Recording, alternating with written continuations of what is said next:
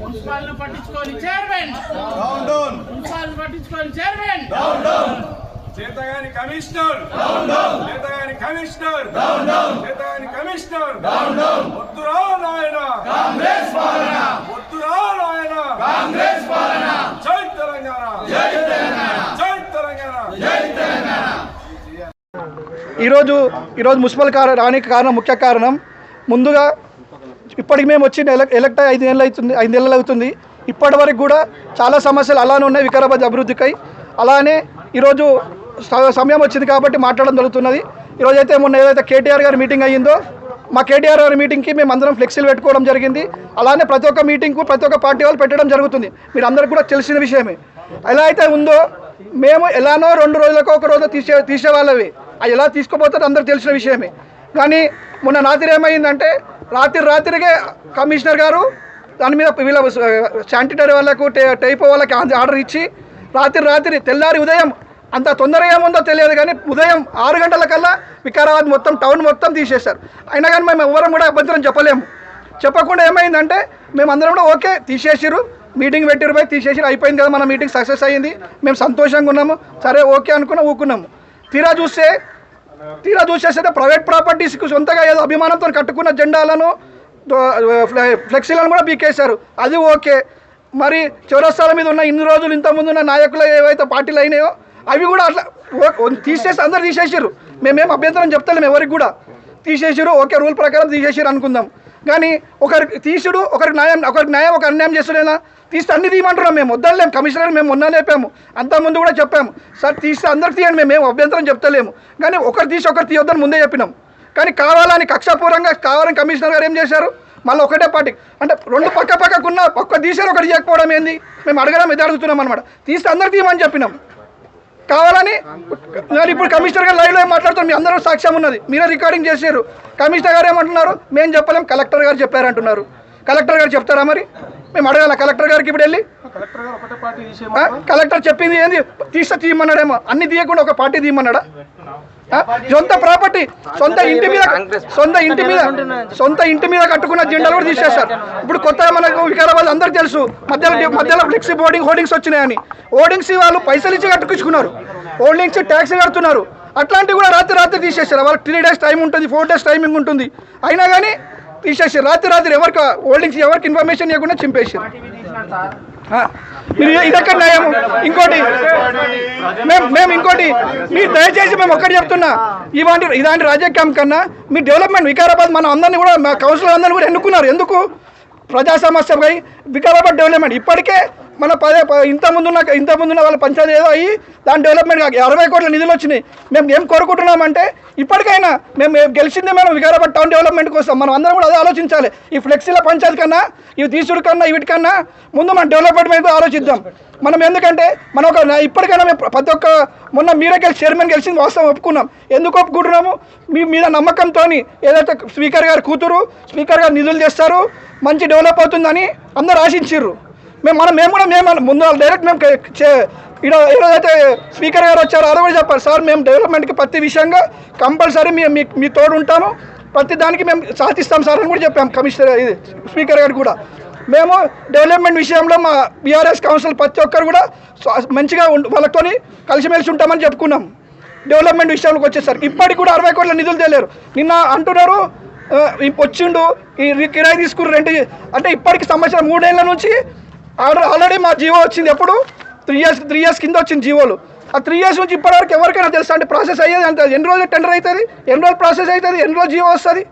3 ఏళ్ళ నుంచి జీవో ఇంకా రావడమే టెండర్ ప్రాసెస్ జరుగుతుందా? ఇంకో సంవత్సరం అయితే మళ్ళీ ఎలక్షన్సే వస్తాయి. ఇంకెప్పుడు చేస్తారు? ఇంకెప్పుడు డెవలప్మెంట్ అవుతుంది వికారాబాద్? ఇప్పటికైనా మన మీద అందరికీ ఆశ ఉంది. ఏంది కొత్త బాడీ వచ్చింది, అందులో మేము 34 మంది కౌన్సిలర్లలో 30 మంది కొత్త వాళ్ళం ఉన్నామండి. ఒక నమ్మకం వచ్చినాము, ఏం వికారాబాద్ డెవలప్ చేయాలనే ఉద్దేశంతో మేము వచ్చినాము. ఆ డెవలప్మెంట్ కోసం మేము రెడీగా ఉన్నాము. మీరు అందరూ కూడా సమయం ఇచ్చి మేము మీ నిధులు తీసుకురండి, మేము ఉంటాము. లేదా మీరు కాదండి, 60 కోట్ల నిధులతో చేస్తే ఎంతో డెవలప్ అవుతుంది. కొత్త నిధుల కన్నా ఉన్న నిధులతో చేసుకున్నా మంచి డెవలప్ అవుతాయి. జనరల్ ఫండ్ వాడతారు, ఇష్టం వాడతారు. ఒక్క ట్రాక్టర్ కూడా గతి లేదు. ఒక్కసారి మీరు వెళ్ళేటప్పుడు ఇంతమంది ఉన్నారు, పోయేటప్పుడు ఒక్కసారి ట్రాక్టర్ ఫోటోలు చూసుకొని పోండి, మీకే తెలుస్తుంది మన వికారాబాద్ మున్సిపాలిటీలో ఎంత ఘోరంగా ఉన్నదో. శాటిలైట్ టౌన్ వచ్చింది, ఒక్క యూజిడి ప్రాబ్లం. అప్పుడు ఉన్నప్పుడు 10 ఏళ్ల కింద ఉన్న యూజిడి పైపులు ఇప్పుడు ఒక్కరోజు ఒక్కొక్క పైపు లేదు, ఫుల్ అవుతుంది. ఎంత ఇబ్బంది పడుతున్నారో మీ అందరికీ తెలుసు. మీ వాళ్ళలో మీ ఇప్పుడున్న ప్రెస్ వాళ్ళకి ప్రత్యేక మీ గలీలలో కూడా మీకే తెలుస్తుంది ప్రాబ్లం ఏదని. ఇప్పటికైనా తొందరగా 60 కోట్ల నిధులు రావాలి వెంటనే. ఇప్పుడు ఫ్లెక్సీ ఇట్లాంటి విషయాలు చిల్లర విషయాలు మేము కూడా పట్టించుకోము. ఏదైతే ఇప్పుడు వచ్చిందో అందరూ తీస్తాం, మేము కూడా ఏం పట్టించుకోకుంటుంది. ఇప్పుడు వచ్చింది కాబట్టి సమయం వచ్చింది, ఇప్పటికన్నా తొందరగా 60 కోట్ల నిధులు తీసుకురావాలి, వెంటనే పని జరగాలి. ఇంతకుముందు నిన్న వైస్ చైర్మన్ గారు అన్నారు, వచ్చారు 1 వీక్లో 10 డేస్లో స్టార్ట్ కాలేదంటే మళ్ళీ ఇదే పెద్ద ఎత్తున మళ్ళీ నిరసన కార్యక్రమం చేస్తామని తెలుపుకుంటున్నాం.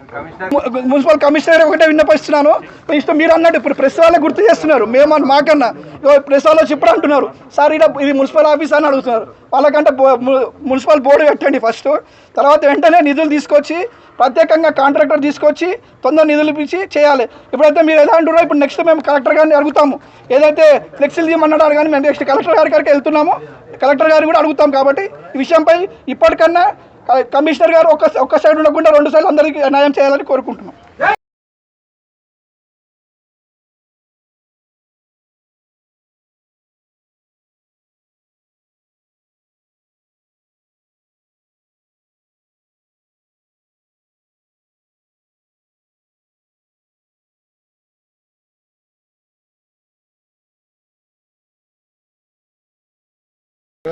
మార్కెట్ చైర్మన్ల గురించి లంచాలు తీసుకొని ఇచ్చినదైతే మాట్లాడినరో కాంగ్రెస్ నాయకులు ఇక్కడ వచ్చారు. ప్రజెంట్లీ ఏదైతే మార్కెట్ చైర్మన్ పదవి చేసిన వాళ్ళందరూ కూడా ఇక్కడ మల్లేశం కానీ, సంతోష్ కానీ, రాములు కానీ, బక్సవతలం సార్ కానీ అందరు కూడా స్వయంగా వాళ్ళు ఆనంద్ గారికి ఎన్ని డబ్బులు ఇచ్చారో వాళ్ళు ఖచ్చితంగా కూడా చెప్పడానికి వచ్చారు. కాబట్టి పిఎస్ఎస్ అప్పుడు కూడా నేను స్వచ్ఛందంగా నేనున్న వికారాబాద్ కాన్స్టిట్యున్సీకి వికారాబాద్ మండల్లో నేనే ప్రాతిపదికన వహించి పైసలు ఖర్చు పెట్టడానికి తెచ్చుకోమని చెప్పిండు తప్ప, పైసలు ఖర్చు పెట్టేటోడు ముత్తంరెడ్డి వస్తే ముత్తంరెడ్డిని చైర్మన్ చేసాం తప్ప ఎవరికి ఒక్క రూపాయి లంచం తీసుకున్నట్టు నువ్వు ఎక్కడైనా నిరూపిస్తే రాజకీయ సన్యాసం తీసుకుంటాం. నేను పిఎస్ఎస్లో ఉన్నట్టు ఉంటే పిఎస్ఎస్కు నేనే సాక్ష్యం కదా, ఏ వార్డుకి ఎంతెంత ఖర్చు పెట్టాం అనేది నా దగ్గర ఇప్పటికి కూడా లిస్ట్ ఉంది. ఆయన ఇచ్చిన డబ్బులకు కానీ ఈ అన్నీ కూడా ఏ వార్డుకు ఉన్న 11 వార్డులల్లో ఎక్కడెక్కడ ఉన్నదో అన్ని వార్డులకు అన్ని కూడా డబ్బులు ఇచ్చి దానికి ఖర్చు పెట్టడానికే తప్ప ఎవరికి లంచం ఇవ్వడానికో ఆనంద్కు డబ్బులు ఇవ్వడానికో ఎవరు అడగలేరు. దానికి గోపాల్ కూడా సాక్ష్యం ఉండే ఆ రోజు, ఇప్పుడున్న టౌన్ ప్రెసిడెంట్ గోపాల్ కూడా ఉండే ఆ రోజు. నీకే చైర్మన్ అని అనుకుంటే నువ్వే పోయి 30 లక్షలకు అమ్ముకున్నాడు, 20 లక్షలకు అమ్ముకున్నావు అని ప్రెస్ మీట్లు పెట్టడము, గ్రూపులలో పెట్టడం అయ్యేటకల్లా డ్రాప్ అయ్యి ఆ రోజు ఎవరైనా కూడా అవతల కాంగ్రెస్ను ఢీ కొట్టాలనుకుంటే మంచి గట్టి అయిన నాయకుడు ఉండాలి, డబ్బులు ఖర్చు పెట్టుకున్న నాయకుడు ఉండాలని ఆ రోజు పిఎస్ఐ చైర్మన్ చేయడం జరిగింది తప్ప ఎవరికి కూడా ఎక్కడ కూడా డబ్బులు ఇవ్వలే. మార్కెట్ చైర్మన్లు కూడా ఇలా స్వచ్ఛందంగా వచ్చారు కదా, బంటారం కానీ, దారూర్ కానీ, వికారాబాద్ కానీ, వాళ్ళు చెప్తారు కదా వాళ్ళు ఏమైనా నీతో మీడియేటర్గా వర్తించిరా ఏమి డబ్బులు ఇచ్చారు అనుకుంటే అది చెప్పాలి. ఈ దృష్టి ఏంటంటే పబ్లిక్ను డైవర్ట్ చేయడానికి నిన్న పబ్లిక్ మీటింగ్ కేటీఆర్ గారిది ఫుల్ సక్సెస్ అయింది కాబట్టి ఏదో ఒకటి నిందలు చేయాలనే ఉద్దేశంతో పబ్లిక్ అంతా కూడా టీఆర్ఎస్ పార్టీ వైపు ఉన్నారు, ఇలా ఆనంద్ వైపు ఉన్నారు. కాబట్టి మీరు అదేదో డైవర్స్ పాలిటిక్స్ చేయాలని చెప్పి మీ 6 గ్యారెంటీల మీద కానీ మీరు వాళ్లలో కానీ అవి డెవలప్ చేయండి. ఎక్కడెక్కడ మోరీలు ఉన్నాయి, యూజీడీలు ఉన్నాయి, అవి అయితే అసలు కనీసం వర్కులుగా చిన్న పనులు ఉన్నాయి. వేరే పెద్ద మీరు లక్షలు పెట్టి కోట్లు పెట్టి చేయమంటలే. 5,000 10,000 పనులు యూజీడీ పోతే కూడా ఒక్కొక్క పైప్ వేసే పరిస్థితి లేకుండా అయింది మున్సిపాలిటీలో. ఈరోజు ఎక్కడ కూడా మాన్యువల్ వేసే కవర్ కూడా లేదు. మాన్యువల్ వేసే నేను ఇప్పుడు కూడా చూపెట్టినా, మాన్యువల్ కవర్ 15 రోజులు అవుతున్నారు, పిల్లలు గింతలు పడుతున్నారు, అది కూడా వేసేది లేదు. మీరు గ్యారంటీలు చెప్పారు, ఆ గ్యారంటీల మీద చేయండి. గ్యాస్ 500కి సబ్సిడీ వస్తుంది అన్నారు, ఎక్కడ వస్తున్నది గ్యాస్? ఇవన్నీ కూడా పబ్లిక్ను డైవర్ట్ చేయడానికి ఏదో ఒక ప్రెస్ మీట్ పెట్టి ఏదో ఒక బురద జల్లడం తప్ప వేరే మంచి ఉద్దేశం కాదు. మనం పబ్లిక్ మీకు అవకాశం ఇచ్చారు, డెవలప్ చేయండి. ఇలా బ్రిడ్జ్ 96 కోట్లతో బ్రిడ్జ్ తెచ్చారు, ఓన్లీ ప్రొసీడింగ్ తెచ్చారు అని అంటున్నారు. అప్పటికే 3 పిల్లల వర్క్ కూడా స్టార్ట్ అయింది. ప్రొసీడింగ్ వస్తే వర్క్ ఆర్డర్ రాకపోతే ఎట్లా 3 పిల్లలు స్టార్ట్ అవుతాయి? మా గవర్నమెంట్లో 3 పిల్లలు స్టార్ట్ అయినాయి. ప్రెస్ వాళ్ళకు కూడా తెలుసు, అందరికీ తెలుసు. దాన్ని ఎందుకు నిర్లక్ష్యం చేస్తున్నారు? వికారాబాద్ ప్రజల మీద ఎంత ఇబ్బంది అవుతున్నది. ఒకవేళ ఏదైనా చిన్న యాక్సిడెంట్ అయితే కూడా దాని బ్రిడ్జ్ మీద ఎంత ఇబ్బందికరంగా ఉంటున్నది, ట్రాఫిక్ ఎంత జామ్ అవుతున్నది. అది దాన్ని దృష్టి పెట్టి బ్రిడ్జిని కూడా బీఆర్ఎస్ గవర్నమెంట్లో మా ఏదైతే ఆనంద్ గారు తెచ్చిన 96 కోట్లు ఉన్నాయో అవి ఎంబడే చేసి తొందర కంప్లీట్ చేయాలని మేమందరం కూడా బీఆర్ఎస్ పార్టీ నుంచి కోరుకుంటున్నాం. ఒక పరిపాలన పట్ల ఈరోజు ప్రజలు తీవ్ర అసంతృప్తిగా ఉన్న విషయం కేటీఆర్ గారు ప్రజలకు స్పష్టంగా చెప్పడం జరిగింది. దానికి ఈ కాంగ్రెస్ నాయకులకు ఉలికెందుకు ఒకసారి మనం ఆలోచన చేయాలి. అయ్యా, నువ్వు మాట్లాడిన మాటలే, నువ్వు 420 హామీల గురించి పక్కన పెడదాం, నువ్వు ఇచ్చిన 6 గ్యారెంటీల గురించి మాట్లాడదాం ఒకసారి. నువ్వు ఇచ్చిన 6 గ్యారెంటీలలో ఒక ఆర్టీసీ బస్సు, ఒక గ్యాస్ సిలిండర్ తప్ప నువ్వేం చేసినావో ఒకసారి ఆలోచన చేసుకోవాల్సిన అవసరం ఉన్నది. ఈరోజు అవి కూడా పూర్తిగా గ్యాస్ సబ్సిడీ కూడా పూర్తిగా రావడం లేదు. ఈరోజు గతంలో కేసీఆర్ గారు రైతు బంధు ఇస్తే ఆయన 5,000 ఇస్తున్నాడు, ఆయన ఒకటే పంటకి ఇస్తున్నాడు, 2 పంటలకే ఇస్తున్నాడు, 3వ పంటకి ఎందుకు ఇవ్వవు సన్యాసి అని చెప్పి మాట్లాడిన మాటలు రేవంత్ రెడ్డి గారి మనం అందరం కూడా కళ్ళలో చూస్తూ ఉన్నాం. మరి అదే నువ్వు ముఖ్యమంత్రి అయినావు కదా, నువ్వు 5,000 ఇస్తానని నువ్వు 7,500 ఎకరానికి నేను 2 పంటలకు ఇస్తాను, 3 పంటలకు ఇస్తానని చెప్పినావు. మరి 3 పంటల హామీ ఎక్కడన్నా నెరవేర్చిందా ఒకసారి మనం ఆలోచన చేసుకోవాలి. 3 పంటల హామీ కాదు, నువ్వు 2 పంటలకు కూడా సరిగా రైతు బంధు వేయకుండా ఇప్పటికీ 3 సార్లు రైతు బంధు ఎగ్గొట్టిన పరిస్థితి వాస్తవమా కాదా మనం ఒకసారి ప్రజలు గమనిస్తూ ఉన్నారు. ఈరోజు రైతు బీమా పరిస్థితి ఏ విధంగా ఉంది ప్రజలు గమనిస్తూ ఉన్నారు. ఈరోజు రైతుల పరిస్థితి యూరియా దొరకక, డిఏపి దొరకక, నీకు యూరియా డిఏపి ఇవ్వగల చేతగాని పరిస్థితి కూడా మనం అందరం చూస్తూ ఉన్నాం. రైతులకు కరెంటు కేసీఆర్ గారు 5 సంవత్సరాలలోనే విద్యుత్ను ఎంత బాగు చేసిండో ప్రజలకు వెళ్ళి అడిగితే తెలుస్తుంది. మరి అదే విద్యుత్ను ఇచ్చిన విద్యుత్ను కూడా నువ్వు సక్రమంగా విద్యుత్ ఇవ్వకుండా ఇష్టం వచ్చిన రీతిలో పరిపాలిస్తున్న పరిస్థితి మనం ప్రజలు ఈరోజు గమనిస్తూ ఉన్నారు. మరి అదేవిధంగా నువ్వు 2,500 మహిళలకు ఇస్తా అని చెప్పినావు, స్కూటీలు ఇస్తా అని చెప్పినావు, 10వ తరగతి పాస్ అయితే నేను 10,000 ఇస్తా, ఇంటర్ పాస్ అయితే 20,000 ఇస్తా, డిగ్రీ పాస్ అయితే 50,000 ఇస్తా, పీజీ పాస్ అయితే ₹1,00,000 ఇస్తాను. మరి ఒకరికన్నా ఇచ్చినావా? నిరుద్యోగులకు 4,000 పెన్షన్ ఇస్తా అని చెప్పినావు, నిరుద్యోగ వృత్తి ఇస్తా అని చెప్పినావు. మరి 2 లక్షల ఉద్యోగాలు సంవత్సరం లోపల ఇస్తా అని చెప్పి ఫోజులు పట్టినావు. అయ్యా, 1,16,000 టీఆర్ఎస్ ప్రభుత్వంలో ఉద్యోగాలు ఇచ్చి ఇంకా 40,000 ఉద్యోగాలను నోటిఫికేషన్లు వేస్తే వివిధ కారణాలతో ఆగిపోతే నేను అవి కాదు, నేను సంవత్సరం లోపలనే విద్యా క్యాలెండర్, నిరుద్యోగుల క్యాలెండర్ ఇచ్చి ఉద్యోగాలు ఇస్తున్న మాట ఎక్కడన్నా నీకు అమలు అయిందా? ఈ రకంగా చెప్పుకుంటూ పోతే గతంలో కేసీఆర్ చెప్పినవి కాకుండా మిషన్ భగీరథ దమ్మున్న లీడర్ ప్రపంచంలోనే నేను ఒకవేళ మంచినీళ్ళు ఇంటింటికి ఇవ్వకపోతే నేను ఓట్లు అడగనని చెప్పి ఆ రోజు అసెంబ్లీ సాక్షిగా ఛాలెంజ్ చేసి ఆ ఛాలెంజ్ని నెరవేర్చి ఎలక్షన్లో పోయిన పరిస్థితి మనం అందరం కూడా చూసినాం. మరి నువ్వు ఎలక్షన్ అయిన తర్వాత ఎంపీ ఎలక్షన్లో ఎక్కడ పోతే అక్కడ ఏ దేవుళ్ళ మీద ఆ దేవుళ్ళ మీద ఒట్టేసినావు. మరి ఒట్టేసాన నెరవేర్చుకున్నావా? అది కూడా నెరవేర్చుకోలే. నువ్వు రైతు రుణమాఫీ చేస్తా అని చెప్పినావు, 46,000 కోట్లు అన్నావు, తర్వాత 30,000 కోట్లు అన్నావు, తర్వాత 25,000 కోట్లు అన్నావు, లాస్ట్కు 18,000 కోట్లు ఇచ్చి సగం మంది రైతులనే నిండా ముంచినామని చెప్పి, సగం మంది రైతులకే ఇచ్చినామని చెప్పి ఈ సందర్భంగా తెలియజేస్తా ఉన్నాం. నువ్వు ప్రజలకి వెళ్ళు, ఈరోజు ప్రజలు ఏమనుకుంటున్నారో తెలుస్తూ ఉన్నది. కేటీఆర్ గారు 80 మీటింగ్లు పెట్టిండి, ఇప్పటికీ బ్రహ్మాండమైన స్పందన ఉంది. ప్రజలు ఎంత వ్యతిరేకత ఉన్నదో మనం అందరం కూడా కేటీఆర్ గారి మీటింగ్లో చూసినాం. 2 గంటలు సమావేశం అయితే ఒక్క నిమిషం కూడా పక్కకు మళ్ళకుండా కేటీఆర్ గారి మీటింగ్ను విన్నారంటే ప్రజలకు ఈరోజు కాంగ్రెస్ పార్టీ మీద ఎంత వ్యతిరేకత ఉందో మనం ఒకసారి అర్థం చేసుకోవాలి. ఇప్పటికైనా అయ్యా, మీరు ముఖ్యమంత్రి గారు జిల్లా అని చెప్పుకున్నారు, మేము కూడా సంతోషపడ్డాం. ముఖ్యమంత్రి గారు జిల్లాలో మన వికారాబాద్ నియోజకవర్గానికి కూడా స్పీకర్ పోస్ట్ వచ్చింది. నిజంగా వికారాబాద్ అభివృద్ధి అవుతుంది.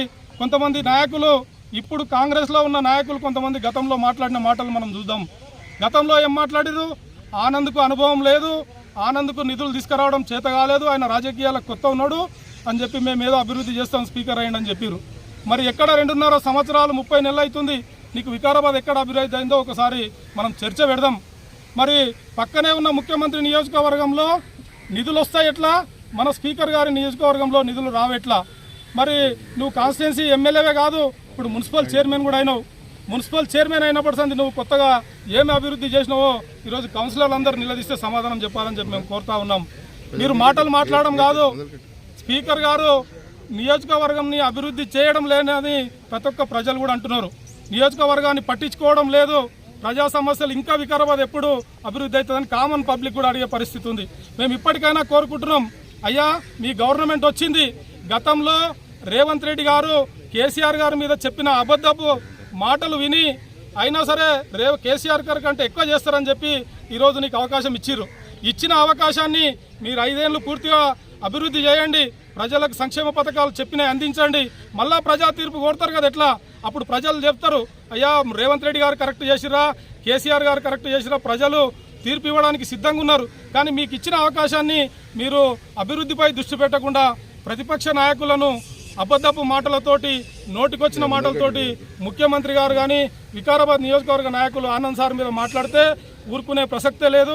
నిరంతరం గతంలో కూడా 5 సంవత్సరాలు మీతో నేను కార్యక్రమం పెట్టి ఆనంద్ సార్ ప్రతి ఊరును, ప్రతి గ్రామంను, ప్రతి వార్డును కూడా తిరిగిండు.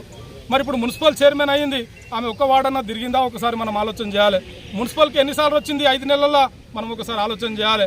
మరి స్పీకర్ గారు ఏ గ్రామంలో ఎక్కడ సమస్య ఉంటే పట్టించుకుంటుండో మనం ఒకసారి ఆలోచన చేయాలి. అవన్నీ సమస్యలు పట్టించుకొని కరోనా వచ్చినా కూడా ఎంతో కష్టకాలంలో ఉన్నా కూడా అభివృద్ధిలో కొంత ముందుకు పోవడం జరిగింది. ఈరోజు కలెక్టర్ ఆఫీస్ కానీ మెడికల్ కాలేజ్ కానీ ఇట్లా చెప్పుకుంటూ పోతే చాలా అభివృద్ధి జరిగింది. ఇంకా మీరు అంతకంటే రెట్టింపు అభివృద్ధి చేసి ప్రజల తీర్పు కోరాలని చెప్పి మేము కోరుకుంటూ ఈ అవకాశం ఇచ్చిన కేటీఆర్ గారు మీటింగ్ చాలా బ్రహ్మాండంగా అయ్యింది.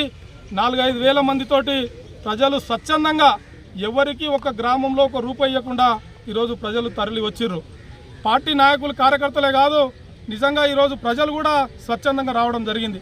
దాన్ని చూసి ఓర్వలేని కాంగ్రెస్ నాయకులు రాత్రికి రాత్రి అధికార పార్టీ మున్సిపల్లో మా కమిషనర్ ఉన్నాడు, మా చైర్మన్ ఉన్నామని చెప్పి కక్షపూరితంగా ఈరోజు ఫ్లెక్సీలు అన్నింటినీ కూడా చింపడం జరిగింది. కొన్నింటిని తీసేయడం, మొత్తం తీసేయడం జరిగింది. నిజంగా మీకు మున్సిపల్ మీద ఫ్లెక్సీలతోటి ప్రజలకు ఇబ్బంది జరిగితే మీరు ఏం చేయాలి? ఎవరి సమావేశమైనా, ఎవరి జన్మదినాలైనా మీరు 1 రోజు 2 రోజులు సమయం ఇచ్చి తీసేయాల్సిన అవసరం ఉన్నది. ఇప్పటికీ ఈ రోజు కూడా ఇప్పుడు మనం అందరం కూడా ప్రెస్ వాళ్ళు కూడా మీరు అందరం కలిసి వెళ్దాం. ఇక్కడ మాశక్తి థియేటర్ నుంచి ఆలంపల్లి వరకు ఫ్లెక్సీలు అన్నీ కూడా కనిపిస్తూ ఉన్నాయి. మరి అవి మీ కంటికి కనిపించలేవా కమిషనర్ గారు?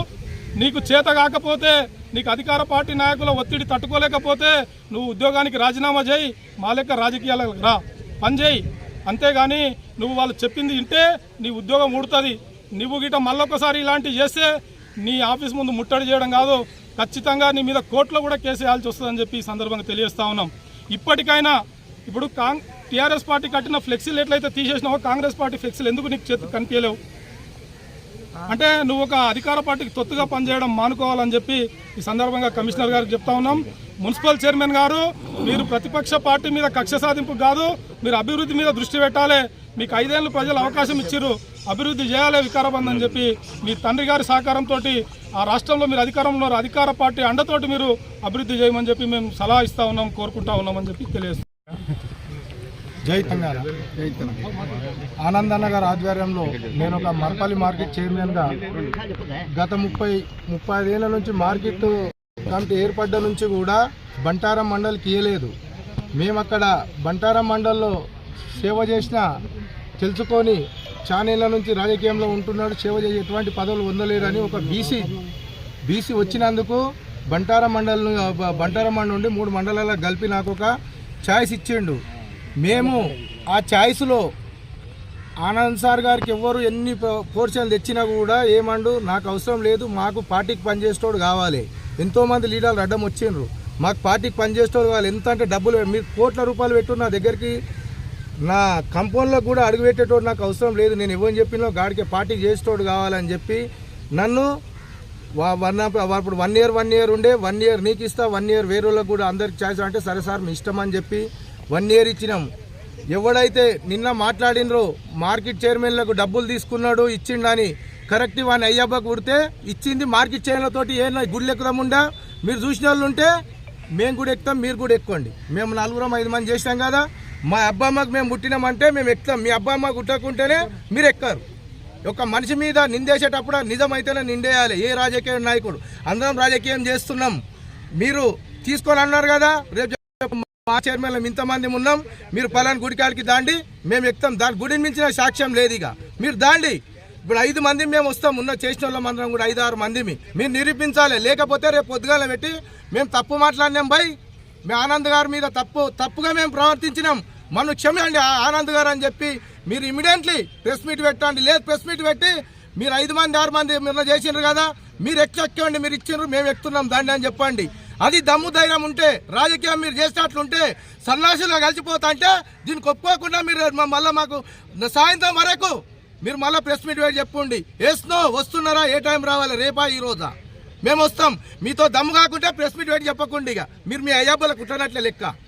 ఒక మంచోని మీద నిండేసేటప్పుడు ఆలోచించుకోవాలి. ఏ మనిషి అయినా సరే, వాడు చిన్నోడు కానీ పెద్దోడు కానీ, మీరు 1 పార్టీ కాళ్ళు, 2 పార్టీ కాళ్ళు, మీరు 4 పార్టీ కాళ్ళు. మీరు చేసినందుకు ఈరోజు కార్యకర్తలు, ఎమ్మెల్యేలు, ఈరోజు ఉన్నోళ్ళు, ఈరోజు ఉన్న చీఫ్ మినిస్టర్ 420, ఈరోజు మీరు అందరు చేసినందుకు ఈరోజు తెలంగాణ రాష్ట్రం ఇంత విచ్చలవిడిగా ఎట్లా అయిపోయింది. ఈరోజు ఒక్కొక్కరికి ఒక్కొక్క స్థితిగతులు మీరు ఈరోజు తెలంగాణకు ద్రోహం చేస్తూ మీరు, మీ కార్యకర్తలు కానీ, మీ ఎమ్మెల్యేలు కానీ, ఈరోజు మీ చీఫ్ మినిస్టర్, మీరు ఆలోచించుకోండి. మీరు ఏం డెవలప్ ఇప్పుడు మార్కెట్ కమిటీల గురించి. నేనున్న ఒక సంవత్సరంలో 10 ఏళ్ల నుంచి మూలకడిపోయింది. 14 లక్షలు నా సొంతం పెట్టి చేసింది. నేను నా పదవి అయిపోయింది. నేను సప్పుడు దగ్గర ఊరుకున్నాను. మళ్ళా ఇదే మోహన్పేటలో మేకల మార్కెట్ 30 ఏళ్ళ ఏం చేస్తున్నారు కదా మీరు.